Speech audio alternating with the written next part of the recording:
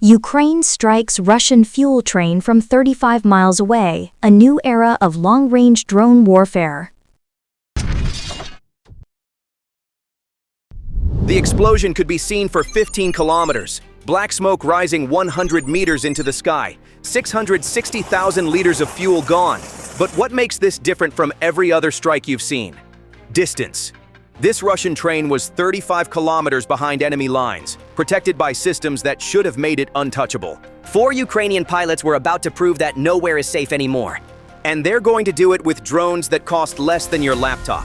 35 kilometers away, operators from Ukraine's elite Ronin unit monitor degraded video feeds through analog transmitters that shouldn't work at this range. 4 FPV quadcopters push through distances that every military manual says are impossible.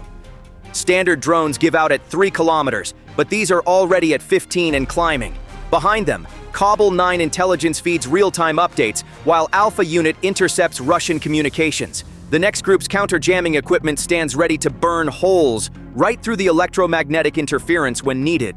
Suddenly, the video feed on the operator screen turned to static. Without warning, the attack drone is now blind. Its signal to the operator has just been severed. The first repeater drone, the critical relay link that made this 35-kilometer mission possible, had just been destroyed. A Russian Verba Manpads operator had scored a hit on the repeater hovering at 500 meters. And without it, the attack drones couldn't receive commands. The entire mission was seconds from failure. This is the challenge of extreme-range drone operations. Ukrainian forces use analog 5.88 GHz video transmission because it has zero latency. Digital signals would be easier to extend, but they have a 200 millisecond delay that makes precision strikes impossible. When you're flying at 80 kilometers per hour toward a moving train, 200 milliseconds means missing by 5 meters. So Ukraine stuck with analog, even though it meant needing these vulnerable repeater drones positioned every 5 kilometers. The Ronin unit operator watched his screen, waiting 3 seconds, 5 seconds. Then the backup repeater came online. This drone had been flying lower at just 200 meters, which was harder for the Verba to detect, but 2 kilometers off the optimal position. The signal strength dropped to 60%, making the video grainy, but it was enough. The backup repeater was now the critical link in a chain stretching toward the Russian fuel train, carrying 660,000 liters of diesel and aviation fuel. This wasn't just the Ronin unit operating alone. The mission involved 4 specialized groups working in perfect coordination. KBBL-9, Ukraine's defense intelligence unit, had been tracking this specific train for weeks, learning its schedule and fuel car configuration.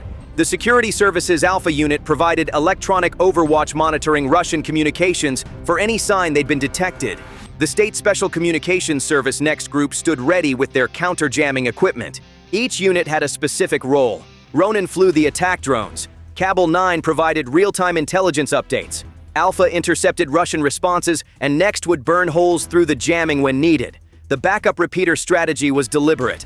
Ukrainian forces always deploy 3 repeaters per chain, with 2 backups flying at different altitudes.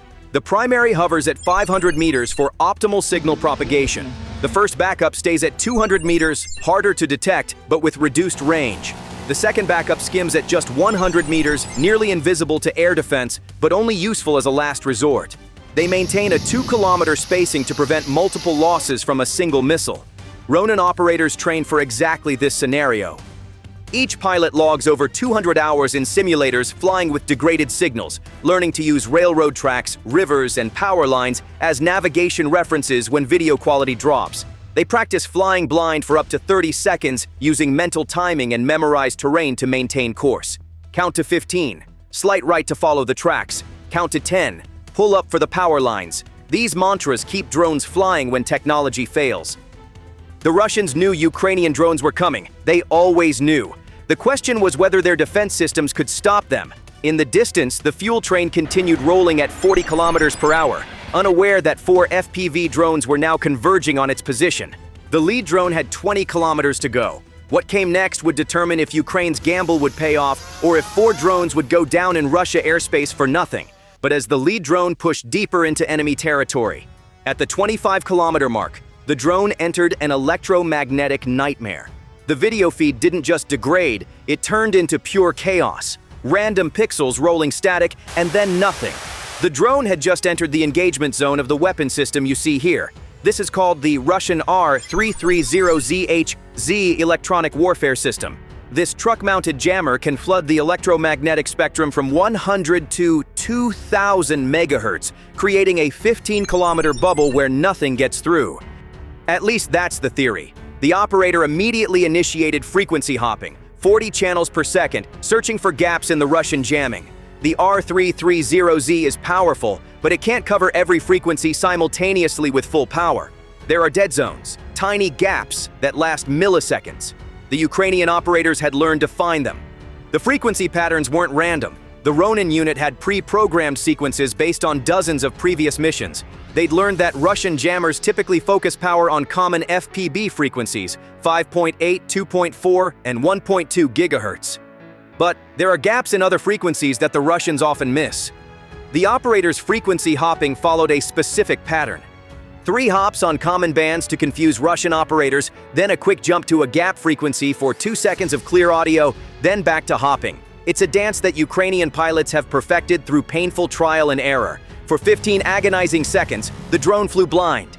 The GPS showed the drone's position as 10 kilometers away from where it actually was. The Russians were spoofing satellite signals too, but Ukrainian pilots trained for this, hours in simulators, flying by mental maps, counting seconds to estimate distance, using the sun and moon's positions for direction when everything else fails. Behind the lead drone, 3 more FPV drones followed at precisely 30-second intervals. This spacing was crucial. If they flew too close together, Russian jamming could catch all 4 simultaneously. Too far apart, and the lead drones path you off, finding through the jamming wouldn't help the others. 30 seconds meant each drone could follow the successful frequency pattern of the leader while the Russians were still adjusting their jammers. The second drone was already entering the jamming zone, its operator watching the lead drone's frequency hops and copying them exactly.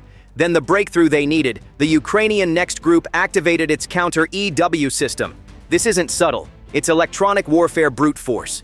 The powerful directional transmission that burns a hole through the jamming. But it comes with a cost. For 30 seconds, the Ukrainian position lights up on every Russian detection system like a lighthouse in the dark.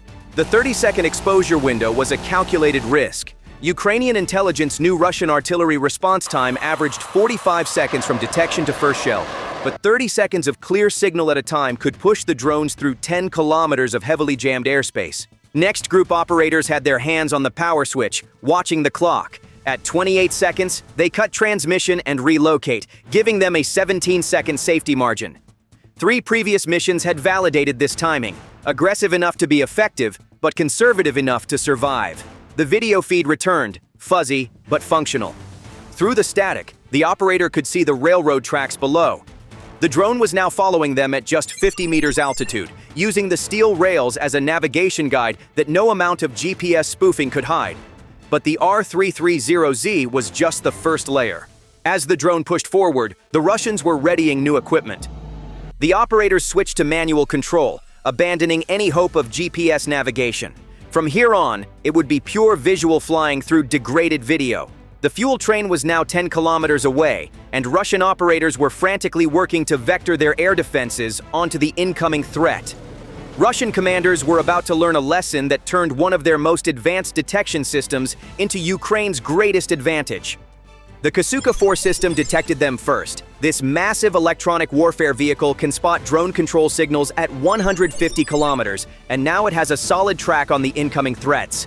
The Russian operator immediately vetoed a Panzer S-1 air defense system to intercept. The Panzer's radar locked onto the lead drone, and its automated systems calculated an intercept solution. 8 seconds to missile launch. But the Ukrainians had anticipated this. Suddenly, 6 new contacts appeared on the Russian screens. Decoy drones costing just $200 each were equipped with corner reflectors that made them look much larger than threats on radar. The Panzer's targeting computer couldn't tell the difference between a $200 decoy and a $3,000 attack drone carrying military ordnance. The Russian operator had to make a choice. Engage all targets and risk running out of missiles, or try to identify the real threats and risk letting them through. He chose to engage. The Panzer's launcher elevated and missiles started streaking into the sky, but only 4 of the 6 decoys activated properly. 2 real drones were still exposed. 4 of 6 decoys worked better than usual. Keep in mind, these are garage-built from racing drone parts and energy drink cans. Cold weather drains batteries, jamming fry circuits, but even 4 was enough. The Panzer just wasted 8 of 12 missiles on garbage worth less than a laptop. Previous Ukrainian attacks sent 20 decoys just to empty Russian magazines. Now, the Panzer had 4 missiles left and a 20-minute reload time. Despite being nearly out of missiles, it still had its 2 30mm autocannons. This is where terrain masking saved the mission. The real attack drones dropped just to 10 meters altitude, literally skimming the grass. The Panzer S1 has a minimum engagement altitude of 15 meters. Anything lower and its radar can't separate the target from ground clutter. The drones were threading the needle between being too high and getting shot or too low and crashing into obstacles. Flying at grass level meant dodging something every second. Power lines crossed the terrain every few hundred meters, invisible until the last moment through degraded video.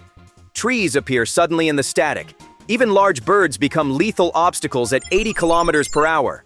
Ronin pilots memorize terrain using satellite photos, creating mental maps of every power line, every tree line, every rise that could hide obstacles.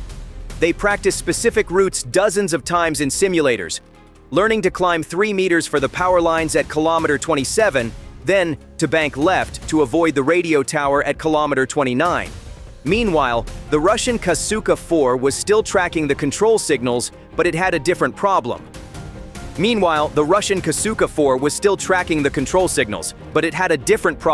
It could detect the analog video feeds but couldn't jam them effectively. Analog signals degrade gracefully. Even with 80% interference, you still get 20% picture. Digital signals would be completely blocked, but they'd also be useless for precision strikes at this range.